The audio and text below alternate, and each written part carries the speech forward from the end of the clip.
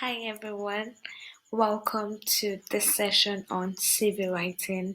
My name is Funke Ajayi and I'm super excited to facilitate this session with you. And I hope you're excited as much as I am. So all you need to do is to get your jotter and your pen by your side. So before we proceed, I'm sure other modules have been very productive and you must have picked one or two action points that would help you, maximize your next big opportunity and land your dream job. So we can proceed on CV writing. As we all know that CV is a self-marketing tool that, that puts who you are in the mind or that creates an impression of who you are in the minds of the recruiting managers or the HR departments that you intend to work with. So, one thing you need to put at the back of your mind is that CV is a self marketing tool. And as much as I know, I'm going to pass across to you so you can, create a good CV that would create an impression in the mind of your recruiters. So let's proceed. So I did a research and I found on allafrica.com that we have around 174 universities and 134 recognized polytechnics in Nigeria. So averagely, we produce almost 600 graduates in Nigeria.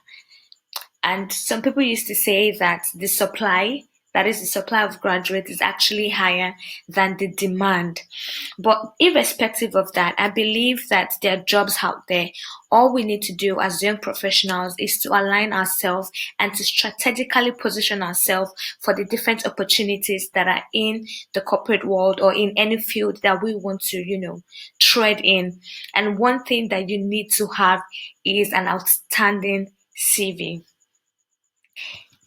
So, what are we going to be talking about in this session? We're going to be talking about importance of CV, statistics in CV, what and what not to be in the CV, chronological CV, and also few tips here and there on how you can, draft your CV appropriately. So, we'll start with importance of CV writing. There are three importance of writing your CV. Number one, it creates an impression of who you are. So at the first glance of your CV, once I check your profile section, I know the kind of person you are. I have an idea of what you're passionate about because of the profile section. So it creates an impression of who you are. So your profile section has to be wow, so that they can also, that wow spirit is what will drive them into seeing what other things that you can offer them. So next is it highlights what you can do, that is your capacity based on your previous experiences that you must have gathered over the years. And then finally, through your skills, your competencies, your hobbies, they get to understand what you're passionate about. So on my CV, my profile section can talk about me being an HR person, while under my hobbies, it could be traveling. So they know that I'm a kind of person that loves traveling, and then they can decide to hire me because they have other branches in other states that I might, want to explore and go there to, render my service there. So that those are the importance of writing your CV, and don't forget, it creates an impression of who you are. It highlights all your experiences and it pinpoints area of your passion. So we'll go into statistics in CV writing. So the first statistic has to do with time. So recruiters spend no more than 10 to 20 seconds looking at your CV. So if I have like 10 to 20 seconds to analyze your CV, I have to have a very good impression about who you are. And if you're using the chronological CV, you have a section for your personal data. The next is your profile. Trust me, once a recruiter picks up your CV, the first thing they're checking out is your profile. So, and as after your profile, the next thing they check there are your experiences, what you've done over the years. So one thing I would advise is that your profile has to be smashing hot. And aside from that, do not overemphasize your job description.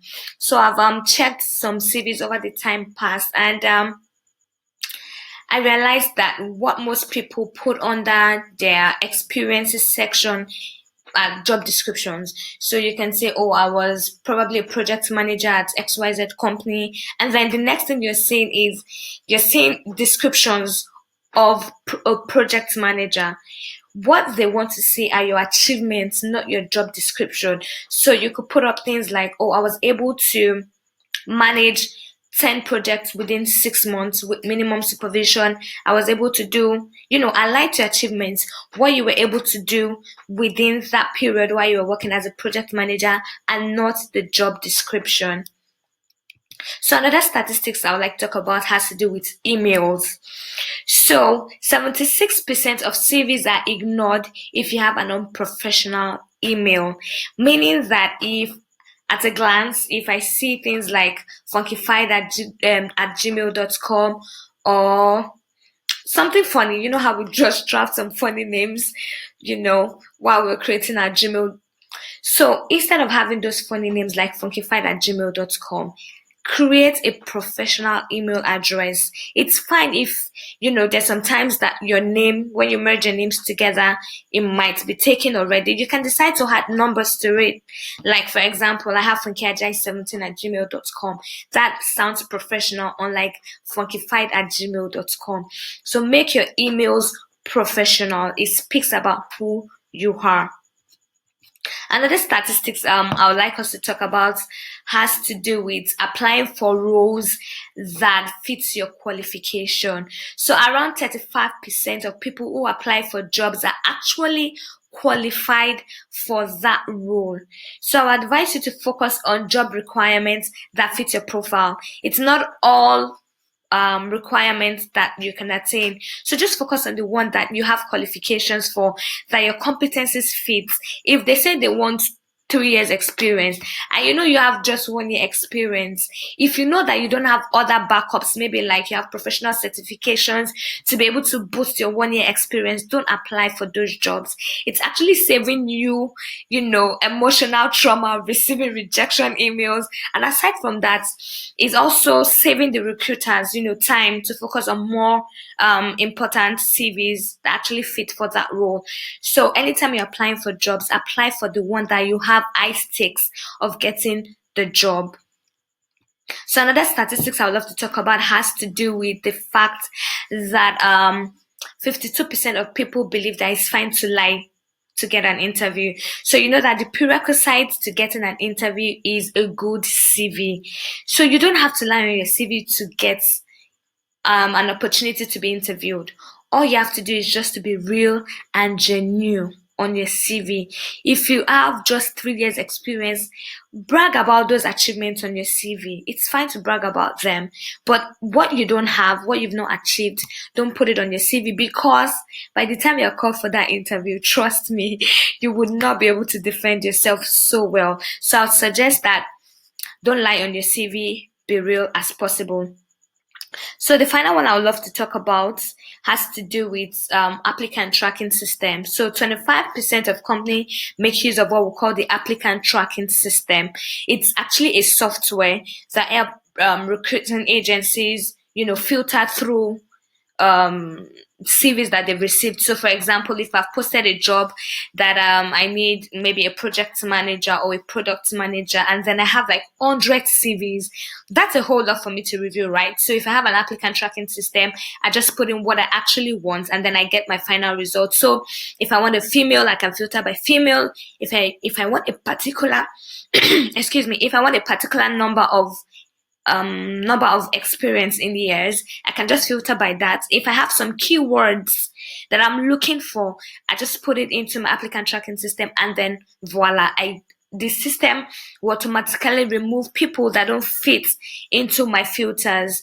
So one thing I would advise in this regard is that as much as possible, don't over design your CV. I know that most people, yeah, do design their CV with graphics here and there, which is actually good, but I would advise, don't when you design your CV, it's actually better when it's not a system that's actually filtering through. That is, if it's a person that is going to go through your CV, it's fine to design them. But if it's going through an applicant tracking system, it's just best for your CV to be plain, and then the text should be readable with a good font. Don't use all these cursive fonts that are not bold enough for the system to read, so that the system don't misinterpret what you've actually written down on your CV.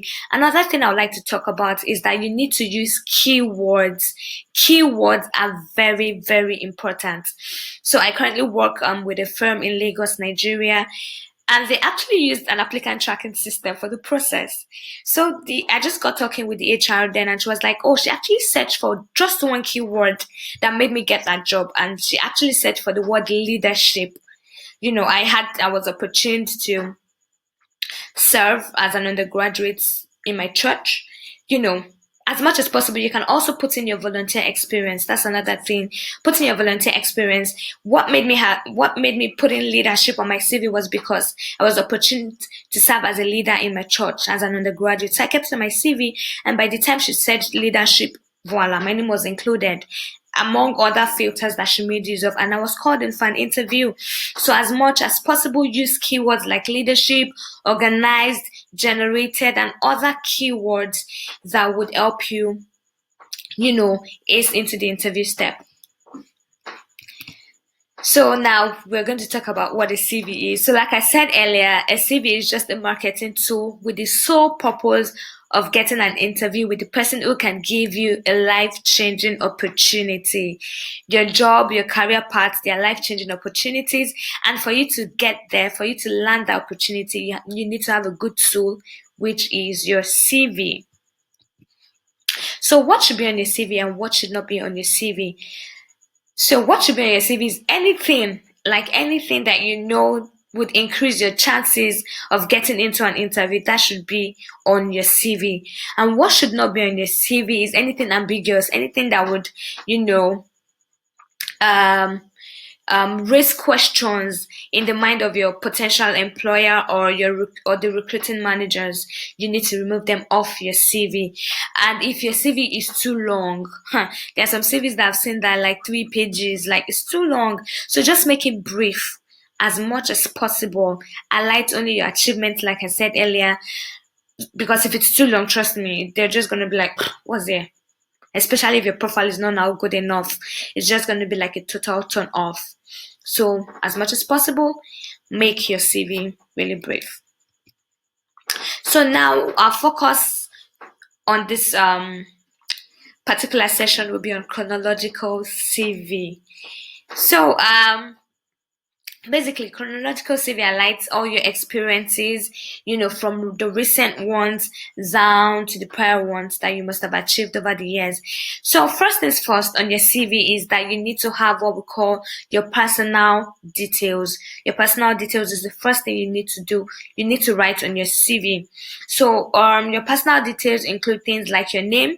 So preferable, let it just be your first name and then your last name. And of course, if you have other professional titles, do also add it on your personal details. So, for example, you put in your name, just like the example I highlighted below, Funke Ajay, ACIPM. ACIPM is my professional title, like Associate of Chartered Institute of Personnel Management. So, if you have other professional titles, do well to add them. ICANN, ACCA, please do well to add them, because they might, trust me, they might not be able to go down to check the qualification bit, but by the time they see it, oh, this person's actually certified, let me see other things about this person. So another thing you need to include in your personal details rather is your contact details. So these include things like your email address, your phone number. Those things are actually important. Email address and then phone number. There are some times that some people put gender, some people put date of birth, some people put location. But as much as possible, well, depending on the role you're applying for, if it's a gender sensitive role, they may actually request for your gender. And if the role you're applying for is has age limits, they may actually require you to put in your age on your CV.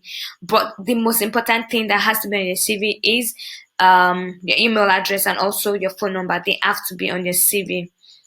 So next thing is your personal profile. So your personal profile, yeah, has to is like an overview of what you're all about. So it covers your profession, what you're bringing to the role, and your current career goals. So it actually shows that this is the kind of person you are, and that these are the set of experiences that you have. So if you check the example I highlighted below, I just said, oh, I'm a passionate lady. Um, I'm passionate about human capital development and technology. I highlighted how many years experience I have in technology, and also I had to brag about my, HR certification. So as much as possible, your personal profile has to be smashing hot. And I also included that, oh, I'm able to work with minimal supervision. And at the same time, I want the business I'm working with to grow. And also I need to grow my skill. I also highlighted those things there. So as much as possible, try to make your personal profile brief, maybe 4 to 5 lines, make it encompassing. So if you've done anything interesting, you might decide to put it on your profile. So if you have a blog, and it has to be a writing, and you're applying for a writing position, yeah, please do well to include the link of your blog and what your blog is all about. So next, we're going to be talking about your education and qualifications. So like I said, this has to be in a reverse chronological order. So basically, this has to be really brief. Just put in the name of your university or your secondary school education. Trust me, they don't need your primary school education. So your secondary school and then your university details is actually enough. The year, the course you studied, and of course what you graduated with would actually go a long way. Same thing if you have other qualifications, like if you're chartered, you can also include it, the year you got chartered, and what body, like the association, what's it all about. So you can just put, oh, Associate of Chartered Institute of Personnel Management from maybe 2000 and X to 2000 and Y. So it goes a long way, when you put the year where you got certified. So next, you have to focus on your employment history. So this section details all the different positions that you must have occupied over the years, and also you need to highlight your achievements in that section too. Remember, this has to be in a reverse chronological order also. That is from the recent one down to the previous one. So all you need to do is put in the name of the company, the year you started, the year you ended, and then the name of the company. Funny thing is that if you're currently on a job, please just put in the start date and leave the end date blank. Some people are just scared that when they know that I'm still working in a particular company, they might not want to hire me and I want to get this job. The truth is that some companies are actually looking to poach good people from one company into their own company. So do well to be real. Don't forget, you don't need to lie to get into an interview. Just be real and be genuine. So the final thing I would like to talk about has to do with your interest and your skills. So your skills, your competencies, your interest, your hobbies. Yes, you need to include all of that in your interest and skills section. If you've received awards before, if you've written any article, do well to also include that in the interest bit of your CV. So we have your personal details, we have your personal profile, we have your education and qualification, we have your experiences, and then we have the interest and skill. Most people do ask, do I need to include a referee on my CV? Well, some people say that it's not necessary, that they put what we call requests, make available on request. Yeah, that's the word, available on request. You don't have, if you don't want to put it, you can use available on request. But on my own CV, I actually kept in the details. So if you think I'm actually fit for the job, like right there, you can just reach out to someone who knows me and be able to um defend me on the job, so you don't have to start calling me or reaching out to me, because trust me, there might be a whole lot of CVs that they need to review, and then they'll be like, oh, okay, I'm just going to note this person down and then ask for the referee or something. But if there are a lot of people and then I see someone whose referee is there, I'd rather just call the person up straight, almost immediately than having to go back and then start reaching out to the person. So on my own CV, my referee is there. But some people do say that um available on request. So whatever works for you in that regard. So I'm just going to talk about few tips here and there um that would guide you in creating your CV. So first thing first is that you need to research about the company and the role you're applying for. So it was before, when I recently left school that I do send one CV to all of the jobs I'm applying for. But that doesn't work because one particular CV doesn't fit the different roles you're applying for. So, for example, if I'm applying for the role of a project manager, there is a way my CV should look like. If I'm applying for the role of human resource, there should be a way my CV should look like, right? Because one CV cannot fit all the job roles you are applying for. So, it's fine to keep one generic CV that highlights all your experiences. But when you're applying for different roles, do well to actually edit it because if I'm applying for HR roles, I don't need to put anything regarding um probably writing or something. If I know that writing is not going to be useful for the particular role I'm applying for, I have to, reconstruct my CV to suit the particular role I'm applying for and remove things that are not necessary for that particular role. So what I'm just trying to say is that one CV doesn't fit all the roles you're applying for. So as much as possible, before you send your CV out to that company or to that particular recruiting agency, you need to research about the company very well before, and also you can also browse about the job description. So if you want to apply for the role of a project manager, you need to have an idea of the role so that you know how you're going to, constructively write your CV. So another thing I'm going to talk about is that you need to use active words like action words. Analyze, created, I led maybe a 5-man team. I analyzed XYZ budgets. I created a new policy or I created a new reporting procedures in my company as the role of a project manager. So use active words, use action words. It also creates a very good impression of what you've done so far. Another thing is that use bold fonts. So fonts like Calibri, Times New Roman, it actually helps because it makes a CV readable. I talked about the applicant tracking system, whereby if you use all of these cursive fonts, the system might not be able to read it. Even aside from the system, even humans, because we have limited time trying to go through CVs. We have lots of CVs with limited time, so you need to make your font really bold and readable. Next, I would advise is that remove photos. They are actually not necessary. So, well, in some part of the world, it's actually acceptable to put in your picture, but in Nigeria, where we are, I don't. It's actually not important to put in your CV. I don't want to see your face. Let me sell yourself first, then I can see your face during the interview. So on your CV, it's not necessary for you to put in your CV. I mean, on your CV, it's not necessary to put in your picture. So next thing is use third person singular. Don't use I. Don't use my. Use a third person singular. Like Funke Ajayi is a young lady passionate about human capital development. She XYZ. So third person singular is the best. Another thing is proof. Read your CV. Make sure there are no grammatical errors on your CV. It's actually important. And ensure that you save your CV in either .pdf or .doc.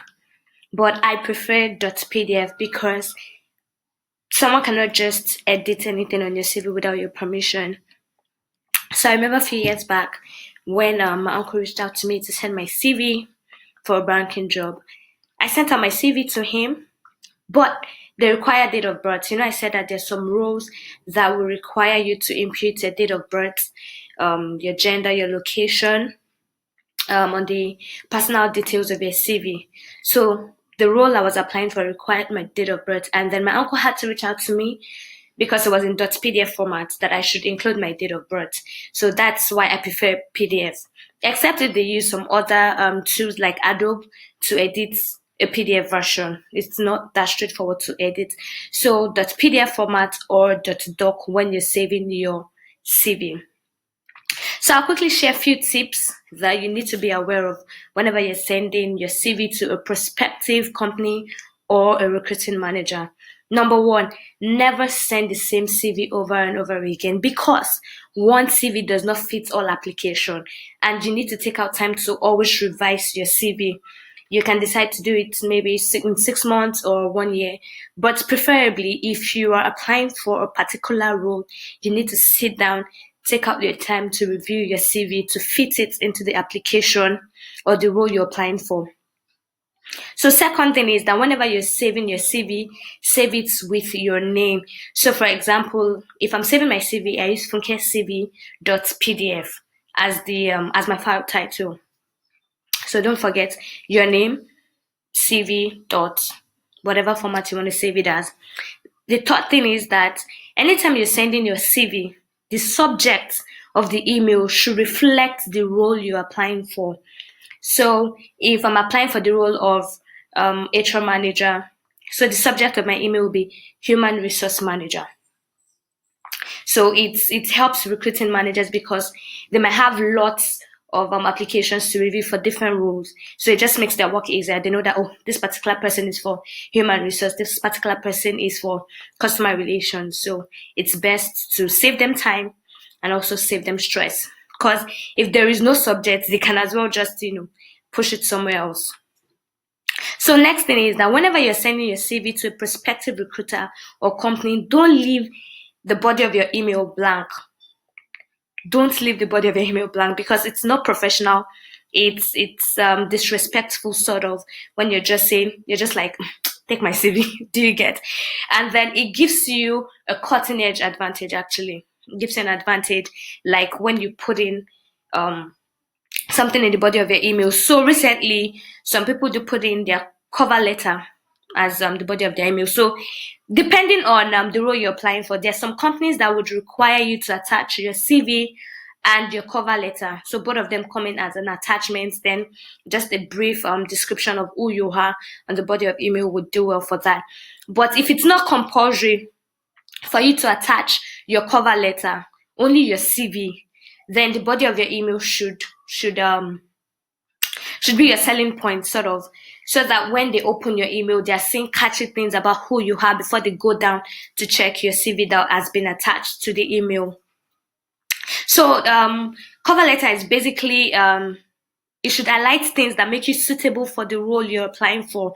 So if I'm applying for the role of human resource or any other role, actually, I should have things on the body of my email that stands me out. Things like the experiences that I have, the courses that I must have taken, the volunteer engagement, even community service actually gives you a cutting edge advantage when you're applying for roles. So anything that would stand you out from other prospective people applying for that role, you need to include it on the body of your email. So things like you've been able to work under minimal supervision, you've been able to juggle different roles together, and you've been productive in each of them. You should be able to sell those kind of prospects out to your recruiting managers. So yes, don't forget, never make your body of email blank. So yeah, so we've come to the end of CV writing. You can connect with me on Instagram, Twitter, Facebook, and then LinkedIn. Yeah, LinkedIn. I'm also active on LinkedIn, so you can connect with me. And don't forget, this session is not a talk and talk session. I don't want it to be like that. It should be a talk and action oriented session. So I'm sure you must have taken note of things that you need to change on your CV. And from other courses too, or sessions that you must have listened to, the actions that you need to take, please take them and share your good news with us. We want you to ace your next interview, your next big opportunity, and become a better person. Thank you.